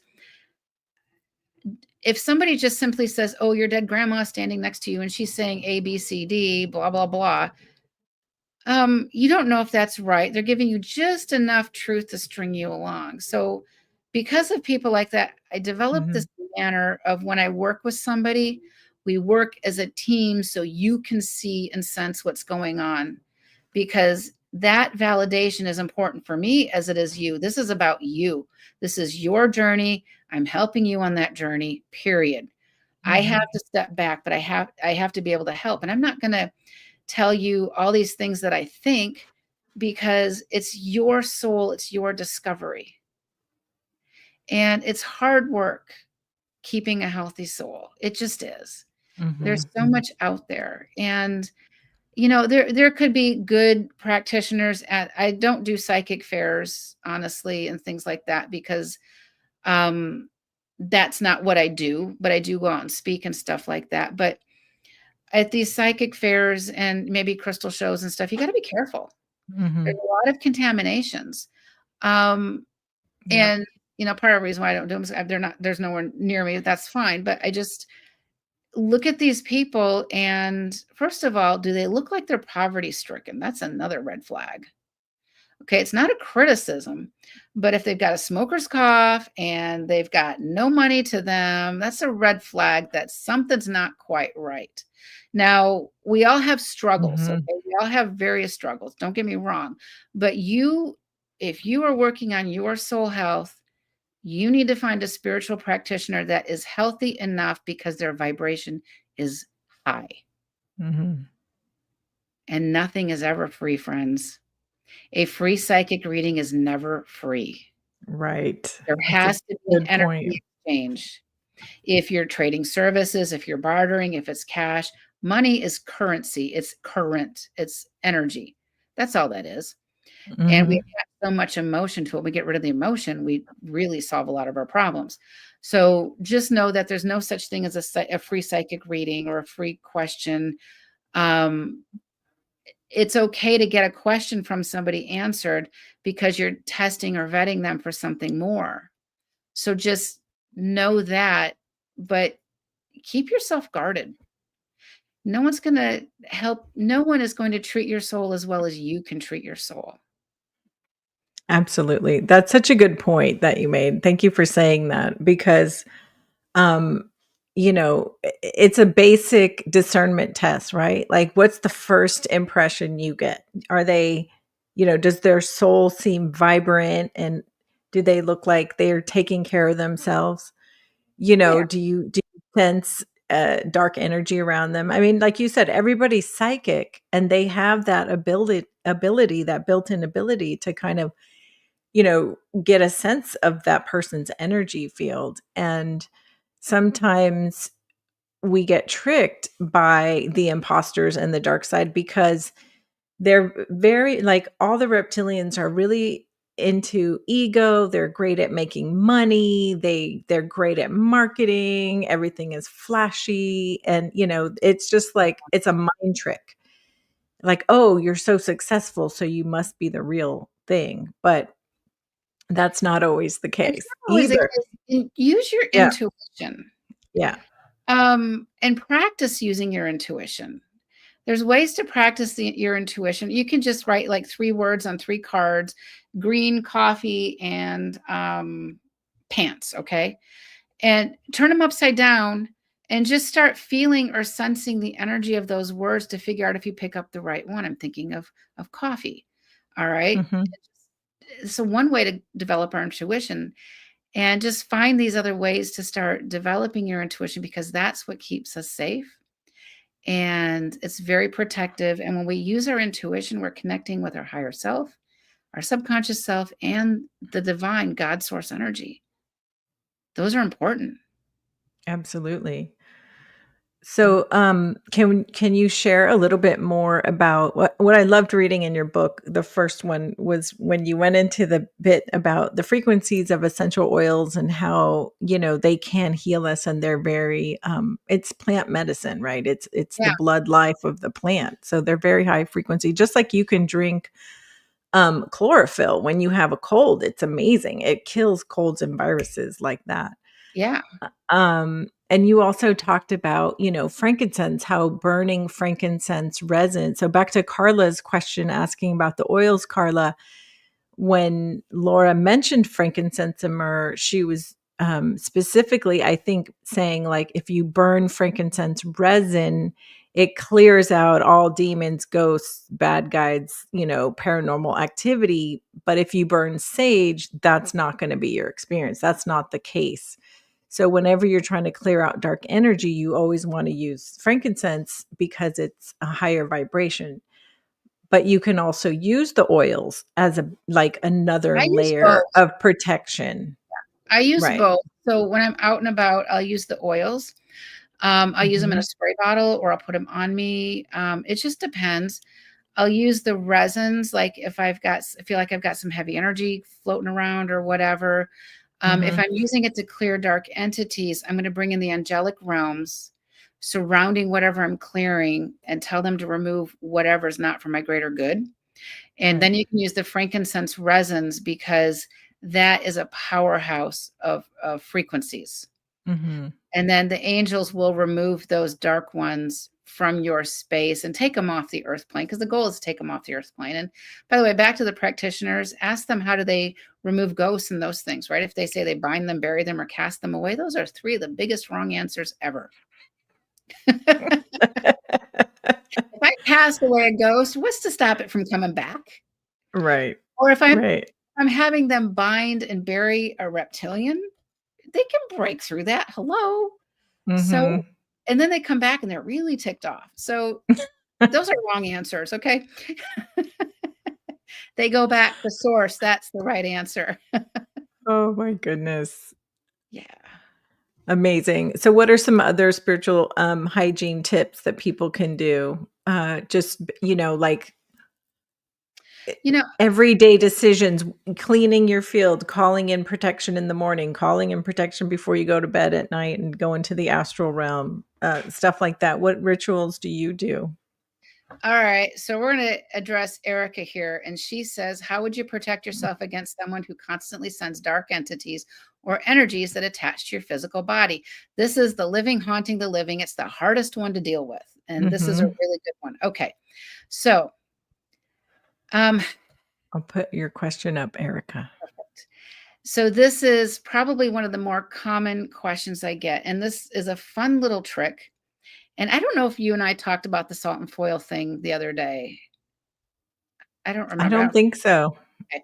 So I've got a person who I know is in my life, and I can't maybe they're my aunt or maybe they're a coworker or what. They're just around, and it's like, ugh.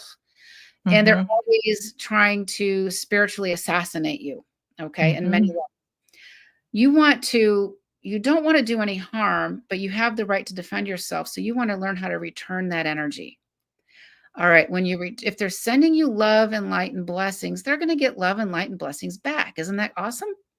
If they're sending you hate and they're sending you harm and you're literally got a psychic cough that you've got this constant low key cough that you can't get rid of, you're going to give it back to them.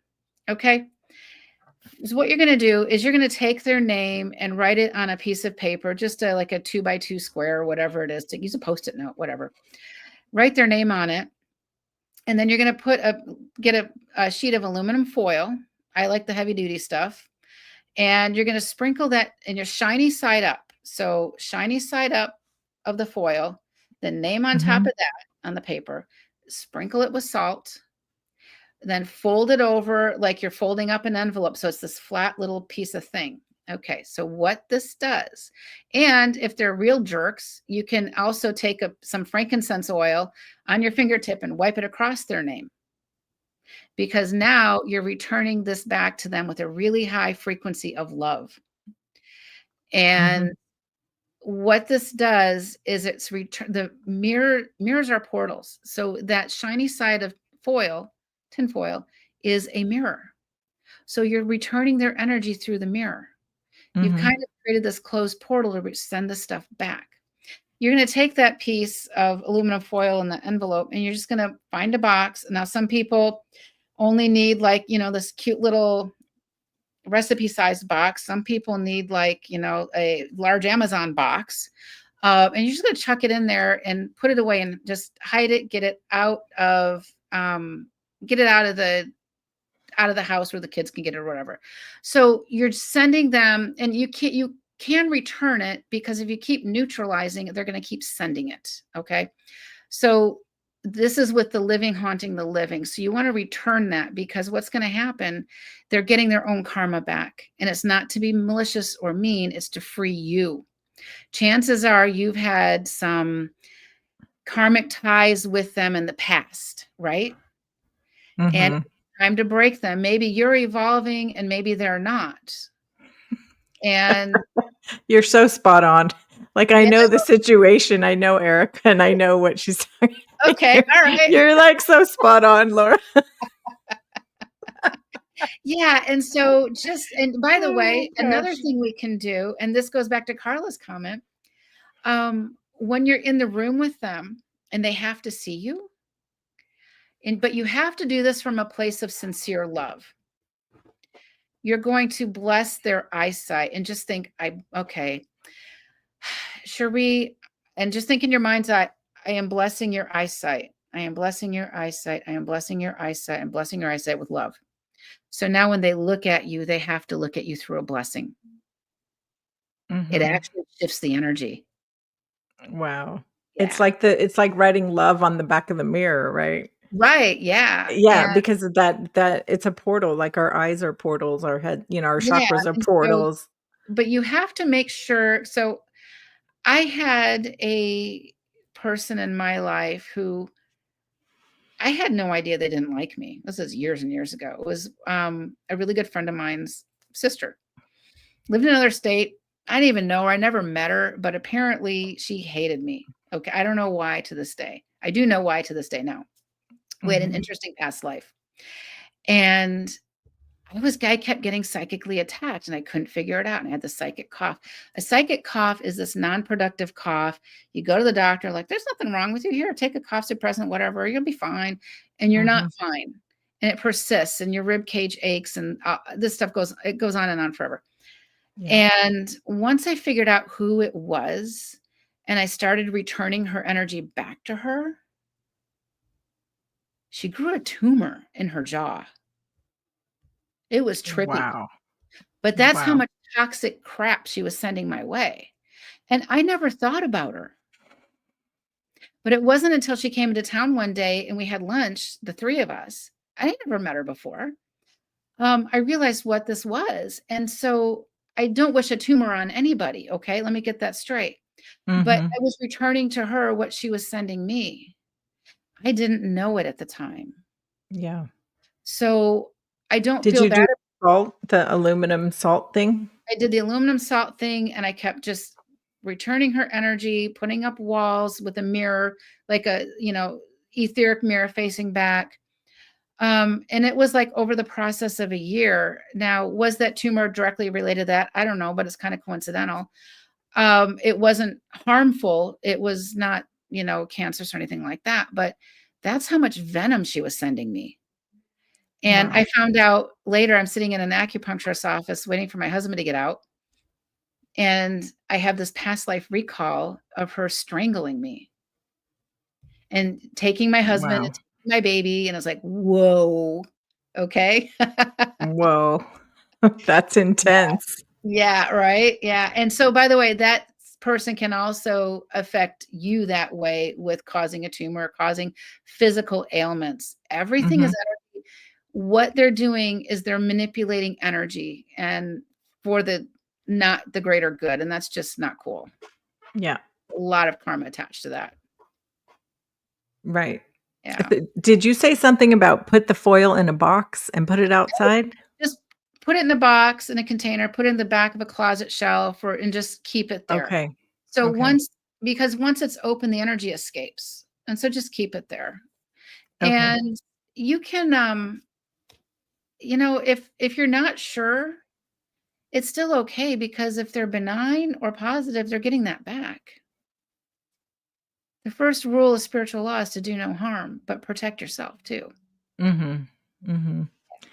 So, speaking of portals, I had a few clients come to me who were, they said, I have entity attachments, and we divined that and they all had vertigo. That was the other weird thing. They all had vertigo. So I'd ask their higher selves, like, are these entities using their crown chakra as a portal? And I got confirmation that they were. Yeah. And so it just, like, blew my mind because I was like, "Wow, okay, these entities can not only attach to us, but they can use our energy centers as portals to come in and out of our reality," right? Because, like, They do "Oh, that I'm a gonna lot. come back in, I'm gonna leave again," and they come in and out at will, and if your soul health is not strong and you don't have a lot of protection, or you don't work with your angels and where you're Or always even if protecting you go through yourself, a traumatic that time in your happens life, more. right? Yeah, Even or if you go through some major trauma. it Yeah, and you weakens get us. shattered. Yeah, and they can get access there, and I've seen that many, many times, and closing them up and shoring up the auric field's a big deal. And Mhm. Madison's got a really good question too, and this is a spiritual law kind of issue. Is it possible to clear dark entities or attachments from somebody who doesn't believe or doesn't consent? The short answer is no, because you can. It's like, first of all, we really kind of need permission, and it's kind of we put our toe on the line when we ask somebody's higher self, is this okay? Um, and sometimes it is, but a lot of times it just isn't. So it's no different than, let's say I'm clearing um, Joe of all these dark entities. He's my neighbor. I know he's got him. I know his house is haunted. Okay. Clear him all these entities. He's going to feel great for a day. However, more are going to come in. It's no different than when we clean our house really well and everything looks spick and span and bright and shiny, but we leave our windows and doors open night after night after night. The vermin always come back in. It's the same concept. Mhm. And maybe they somehow need those experiences before it gets kind of bad enough where they awaken, because the dark side gets greedy. So if they get greedy, they're going to eventually say, oh, wait a minute, this isn't right. I got to figure this out. So it's a really good question, Madison. Thank you for that one. Does the dark side operate like the mafia? Totally. Can you explain that a little bit? The dark side, there's a political hierarchy there, okay? And there's a political hierarchy with the light side too. So just because we die, don't think there's no more politics, okay? There's always politics. It's always operative. But with the dark side, there's a political hierarchy that's happening. And I've seen a lot of morphing happening because they're losing control in these earthly battlegrounds. So now I'm seeing the reptilians and the grays kind of working together, which was never the case in the past. And so okay, repeat your question again. I'm sorry. If you could just explain a little bit about how they operate How like they the operate. mafia and how Yeah. there's like a boss and you gotta get the boss because if you don't take them Yeah. down, then they just keep coming So back. So going back to it, like this woman with the yeah, portal, yeah. if we So we close got the portal, they keep coming in. so what we have to do is we have to find the Yeah. root cause, the main source. So I go back through what I call time, space, and dimension, looking for the bosses and the bosses. It says as high as I can go, or as low as I can go, really. And we start pulling them in, and I utilize their Akka chords. So our Akka chords, think of the Akashic records. They Mhm. reside within our solar plexus. And as we move about daily lives, our Akka chords connect us to all these different people, places, and things. And if we can remove the Akka chords, the good ones always grow back, heal that solar plexus area, but then follow the Akka chords to where they go for the dark side and just pull them in. And this is where the angelics help and some other higher realms go. Yes. Mhm. So they do, and they extract payment from us all the time. So, you look at maybe somebody who's in Hollywood who's got fancy this, whatever. Let's just use that example because it's just an easy one. Then Mhm. their life starts to crumble. And then you don't see them for years and they look like they've aged 100 years in 5 years. What happened? They're extracting their payment. And they do that. They take payment in any way, shape, or form. It's no different than it's just war, basically. Mhm. But yeah, they're like the mafia. Yeah. And you mentioned something the other day when we spoke about how they can, take payment and keep a person in a state of poverty because it's almost like you're paying it forward without your own consent, you know? And does that only happen when you've entangled with a dark being in the past? Like how do they, because you said that they don't honor free will. So how can they come in and do something like that without your consent and your free will? Like how does a person We get to that place? and it's happened to all of us at some point or another. So when we think about when we come here, we have all these contracts. We talk about I came in with these contracts or whatever. A lot of times these contracts that we have are contracts of false data, missing data. There's many types of contracts, and they're not honorable contracts. They're not true soul, God given contracts. They've been Mhm. intercepted. And what this does is it mitigates our free will. So a lot of us here have mitigated free will. We think we have free will, but yet we don't because our thoughts are controlled. We can only think so far, do so much. Maybe our actions are mitigated on something. An empath who is dealing with a narcissist usually has mitigated free will because that narcissist, which is usually reptilian energy, by the way, Mhm. um, Yep. won't allow that empath to live to their fullest potential. They can't have that. So part of the empath's job is to learn how to supersede their free will and get it back. And there's a lot of lessons in all of that, right? Mhm. Yeah. Yeah. And if on both sides, but unfortunately, the empath often, has to go through a lot of suffering to Yeah, get on the other side of that relationship, and sometimes absolutely. it takes 30 years. Yeah, or lifetimes. Yeah, Yeah. or lifetimes. Let's see, Maddie has another question. Do you have any tips on protecting yourself from someone with dark entity attachments since it's the holidays and we are seeing lots of Okay, people? so I so this one works all the time. You go into the room with a big silver cross and a clove of garlic on. I'm kidding. I'll back off real fast. Good I'm question, teasing. Maddie. I'm teasing. That's not the real answer. Okay. So Oh my when and goodness. you're right, this is another great question because this is what's happening right now. And karma sort of accelerates at the end of the year. It's like we get pushed forward faster and harder at the end of every year. Mhm. Um, when you go into these places, let's say it's Christmas or a family reunion, you got your Uncle Sal here, whoever's whatever, that everybody's like, "Ugh." Come in with your angels. And everyone's drinking. Yeah, which brings in more spirits. So come in with your angels and give them a job. Protect me from, help me with, help guide my words, calm the energy down. And here's another tip when you're going into this room, let's say you're going to grandma's house and you got this creepy Uncle Joe over here, whatever. Visualize pink rose petals falling down, floating from the sky, wafting down. And what this does is the energy of pink is heart energy, it's soft energy, and it cuts the heavy energy to lighten the room. And this works great if you've got a jerk of a boss and you got to go into these meetings.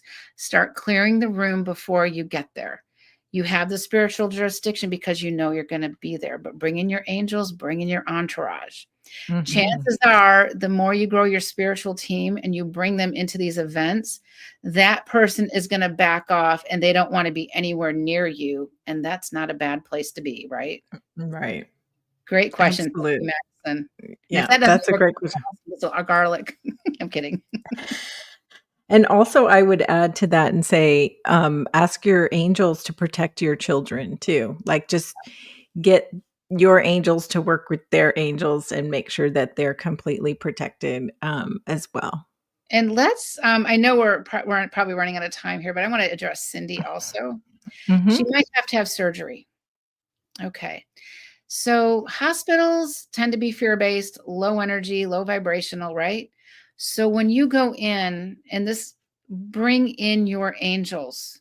So from the moment I leave my home to the moment I da da da da, and then while you're in the operating room, because she might have surgery on her back, you're going to request the presence of your angels to be in this room where you're having surgery, guiding the surgeon's hands, guiding the nurse's hands for the best possible outcome. And Mm. the same thing goes for healing. And when they're giving you those hard drugs, you're going to ask them for help again to protect you the whole time. They will do that for you. And then Mhm. if you have a negative reaction to maybe some of the painkillers or whatever, there's a substance called noni juice, Noni. Mhm. The Mirinda brand, I think it's an MLM, but you can buy it on Amazon. Is really a great blood cleanser to get that stuff out of you. Hmm. Does that also work with the pew pew, the jab? I think it helps. I think it helps. Yeah. Yeah. Mhm. Yeah, Wow. it's a good substance.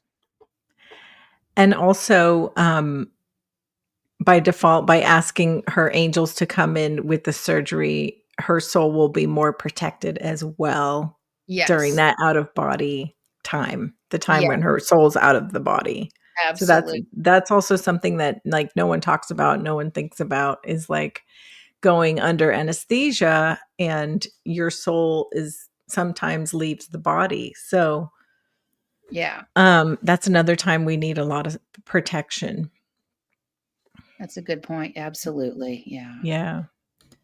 Um, Maddie says that's amazing. Thank Thank you. you. Thank you. Yeah, you guys put your questions in the chat room if you have any more questions. We're down to the last 15 minutes here, and I want to make sure that all of your questions get answered. Laura, you've been so gracious at answering everyone's questions and, sharing all of your wisdom and knowledge. Well, and I'm thanking everybody for these questions too. This is information that I've gleaned from many sources, and you all take what rings true for you. Take what rings true for you and ask yourself, why does that ring true for me or not?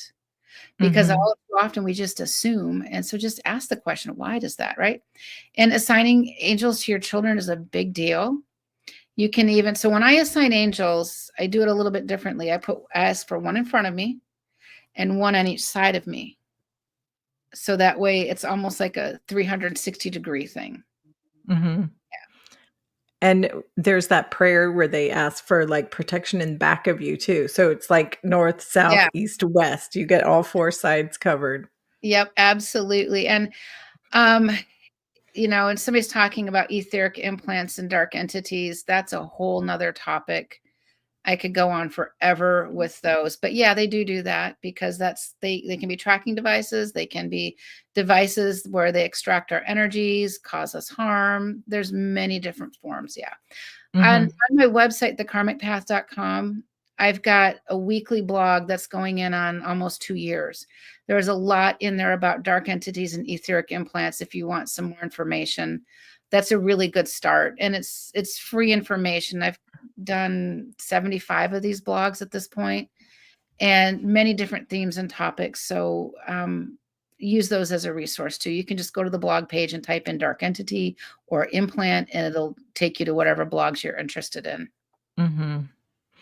Yeah, but you mentioned the main two, which is tracking, and also sometimes it's to weaken your health. Sometimes it's to to spy on you, to get information Yeah. on what you're doing, or how high your soul is evolving. I mean, sometimes it's to block your third eye, because they don't want your gifts to come online. There's many, many different reasons. And sometimes they just like to be jerks. Yeah. Yeah, that makes so much sense, right? Like, they're the bad guys. They're not going to adhere to free will, Yeah. or, some of like, oh, why can't they just be nice to me for once? No, they don't let up. No, and there's no downtime in war. There Mhm. isn't. In Erica's during healings, is it possible to heal people's ancestors who've crossed over, like karmic cycles, etc.? So if you have ancestors who have not crossed over, cross them over. And also, there's a way to, and it's a little sophisticated, to go through somebody's spiritual family spiritual DNA and heal. So, and this is kind of how I do it. There's several ways, but I look through the family spiritual DNA, and sometimes it looks like a screen in front of me, and I can see these dark spots, these miasms that we can pull out and heal. Sometimes there's attachments to them. Sometimes there's a cord to a dark entity to them. And it helps to heal the trauma, and it helps to heal the past trauma, the present trauma, the future trauma, because we're in the past, present, and future all the time. Mhm. And when we can work on that ancestral healing, it actually heals many souls and the planet on many levels. And that's a really big deal. Mhm. Yeah, and it heals our lineage forwards and backwards, Yes. not Yeah. just backwards. Yeah. Yeah, that's awesome. Emily says, "Thank you. Thank you for being here, beautiful Emily." And Erica says, "Yes, I have a gift similar, but I don't know how to explain it." Oh, yeah, These she earthly words are so hard sometimes. They're cumbersome. Mhm. Yeah. Yeah, that's And just, amazing. yeah, learn how to use it and develop it and see where it takes you, right? Mhm. Yeah. Absolutely. We have some beautiful light workers and psychics and remote viewers in the chat room, so it's pretty amazing.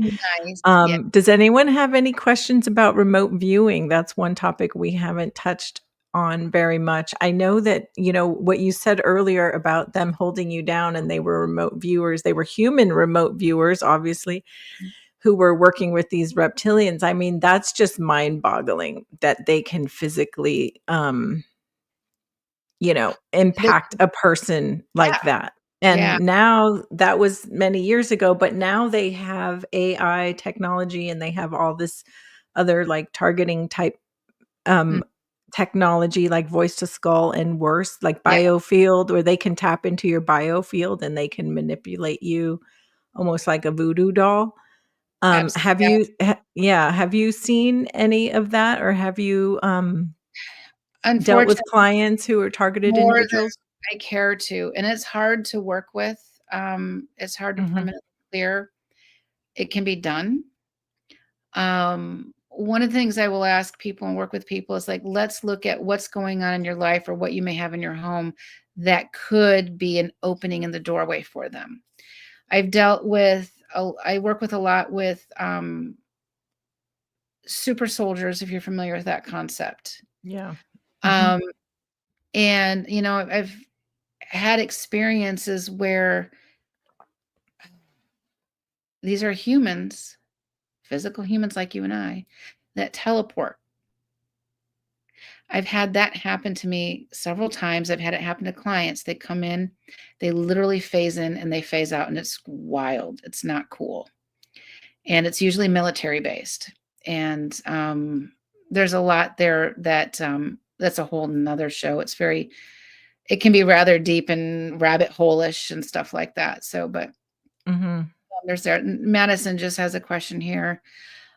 Keeping our kids' spiritual hygiene up. That's a really good one. Keeping your house clean and clear of certain elements. One of the worst things that we can do, I don't win the popularity contest when I say this, is but get rid of the violent video games. Violence is violence regardless of how it presents itself, and it lowers the frequency of a home. Mhm. Remove the violent video games. They're not allowed in the home. They're not even allowed on the your devices, the phones, etc., because it can bring in things. So can violent, dark movies. Right. And For sure. our kids want all these things that all the other kids want, but it's just not good. Yeah. Um, and talk to your kids about angels, and I would keep the conversations kind of light and talk to them about how you use angels and how they help and this and that. And they'll start coming forward with their information and their insights. And as we're having these, I'm going to call them light-hearted conversations, they Mhm. start to really tune in on a natural way. We don't want to force this upon our kids because they could reject it or they could start making up things, right? Yeah. Yeah. Absolutely. And Madison's also talking, how do you protect yourself as a remote viewer? That's a big deal. I'm actually, and I'll give you a link, Cheri, on some online courses I have. I'm working on developing one on how to remote view and how to do it safely.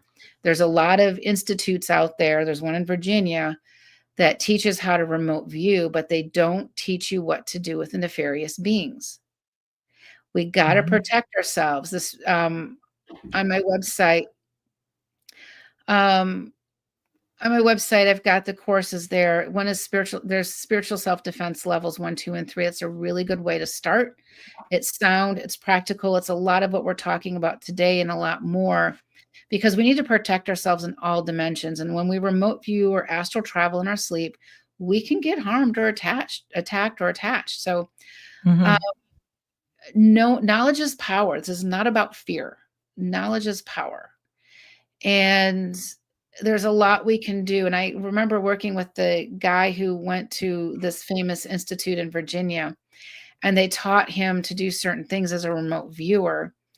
And he was releasing fears. Okay. They were fears of other people. I don't know what the heck exactly he was doing. He was remote viewing these places where there was a lot of fear built up. It was like a former war zone or something. The next thing he knows, his 5-year-old in the next room starts screaming bloody murder because it's full of reptilians that she can see. He didn't even know she was psychic. So Wow. this Yeah, famous they follow you back. They follow you back. Yeah. this famous institute to me was extremely negligent.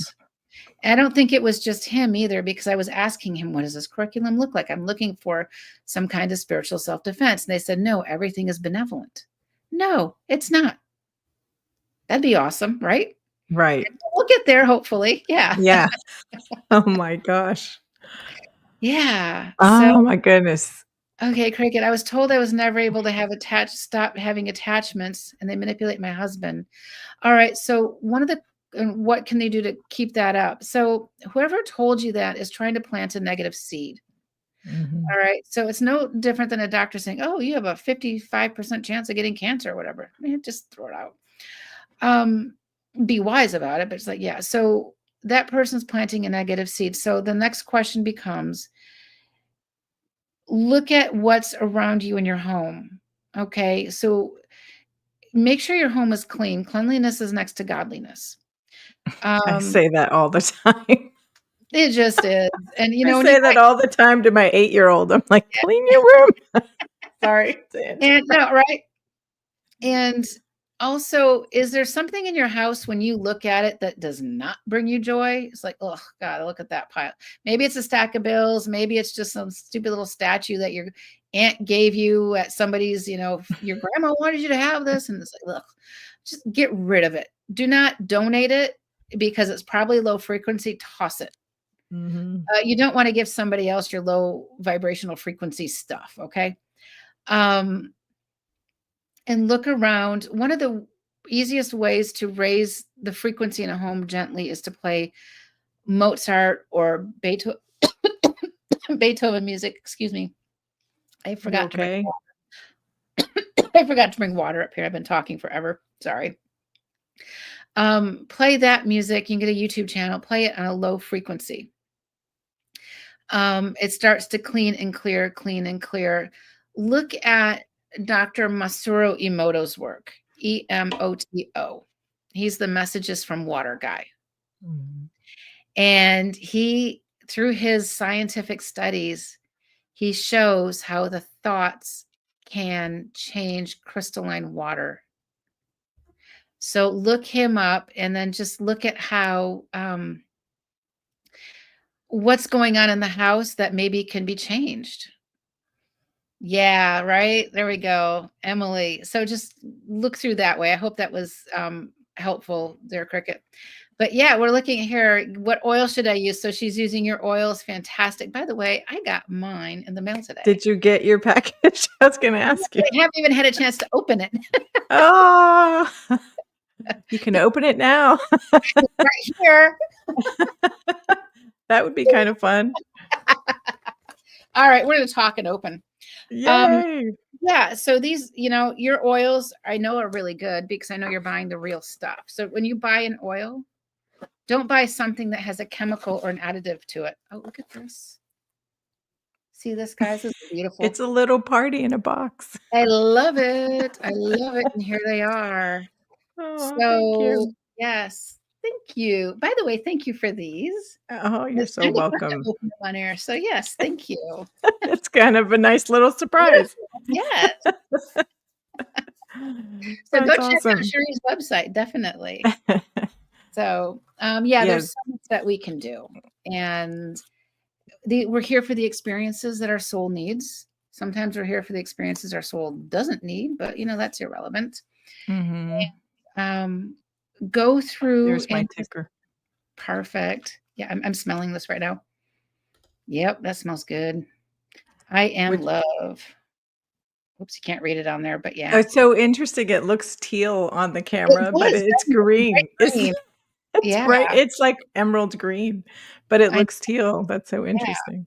interesting, interesting. So, So that's the okay, one that has the red or green green mandarin in mandarin. it.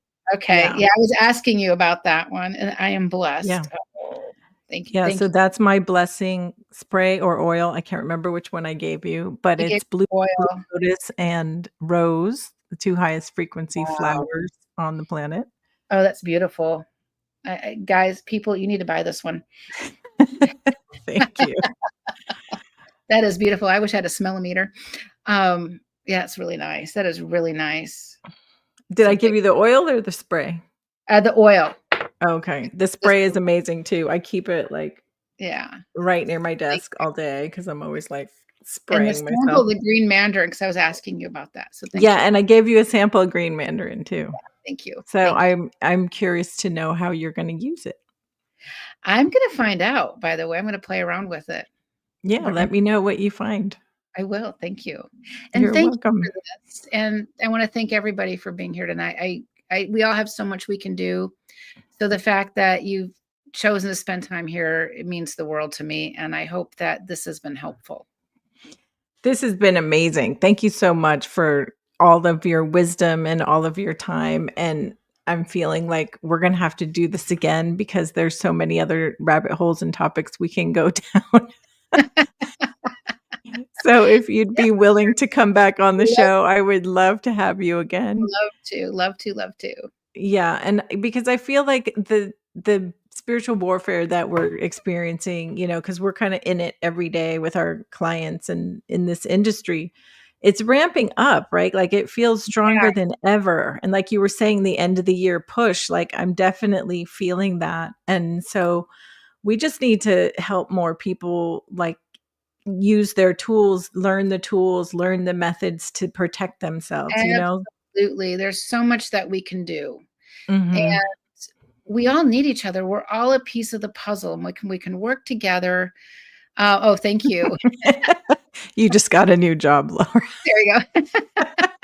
Awesome. Love it.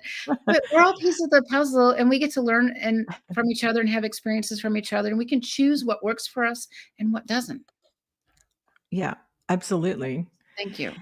And, it's not a one size fits all solution for each person, right? Like somebody might try one thing and it works great. And then another person, they need to do a different thing for spiritual hygiene or protection Yeah. or I mean, whatever. if the same thing worked for everybody with robots, right? That wouldn't be cool. Hmm. So Exactly. yeah. Awesome. Well, where can people we know the karmicpath.com is the best place to learn more about Laura, but tell us like about what you have coming up next and where you're going to be. I'm gonna be at Conscious Life Expo in um, February, which is going to be fantastic. That's on my website also. I've got an event coming up in Jupiter, Florida with two other people, Abby Lynn and Cheri Band. And the three of us are teaming up for a long weekend. And it's about soul alignment, the golden age, and setting the intentions for the best possible you. That's in Jupiter, Florida, coming up. That's on my website also. And I'm going to be at Journey to Truth this year, and I'm doing a few other things Mhm. along the way. So it's going to be a busy first Q1, which is kind of exciting. So That's yeah, awesome. I would love to go see you at the Conscious Life Expo. I went like 5 years in a row and I haven't been in a few years. all right, that would be So it'd fun. be good to get back over there. And also Journey to Truth sounds amazing. I love those guys. I met them at your party as well. Oh, right, Um, right. Yeah, Aaron was yeah, there. I think. Yeah, Aaron was there. Yeah. Where and when is that? Is that Illinois? that's in Grafton, Illinois, and I think that Okay. might be in May. I have to look it up, but I think all three of those are on the first page of my website, the homepage there. Um, Okay, awesome. yeah, and I've got Thank you, books Maddie. on Amazon and Barnes and Noble that may be helpful too because it's about sharing information. So thank you for that.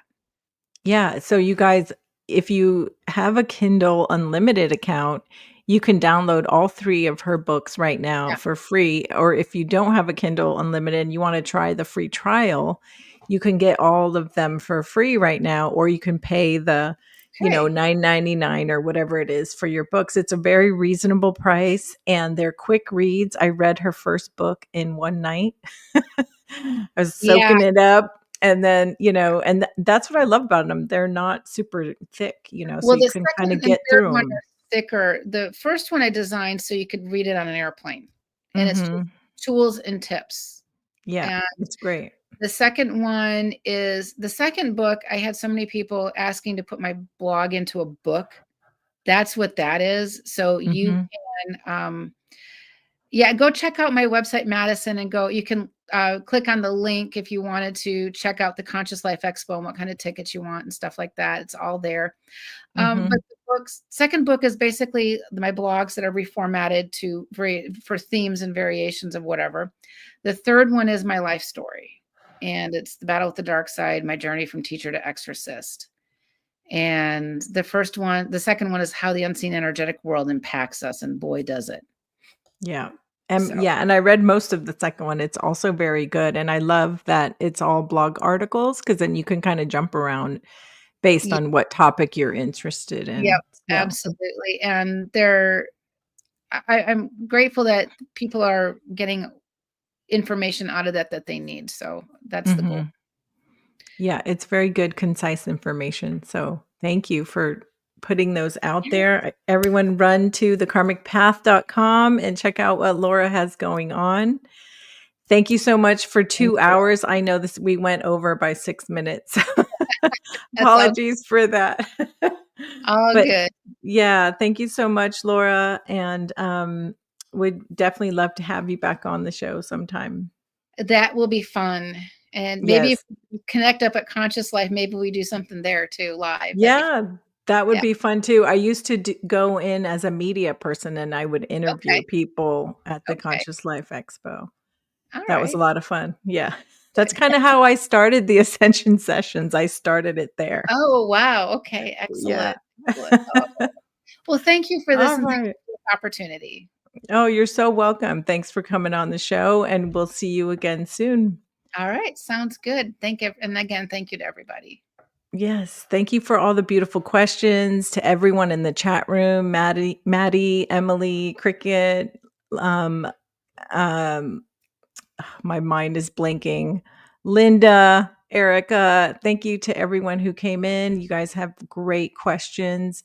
Make sure you go check out thekarmicpath.com, and also you can check out my website, divinelightcodes.com, where you can learn more about healing services and the essential oils that Laura shared and some of the other people shared tonight.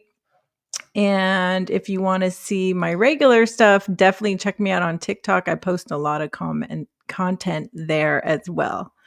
So, yeah, thank you so much. This was You. amazing. Have Thank a you. beautiful night. You Yes. too. Thank you. Okay. Bye, everyone. Let's see if it actually ends the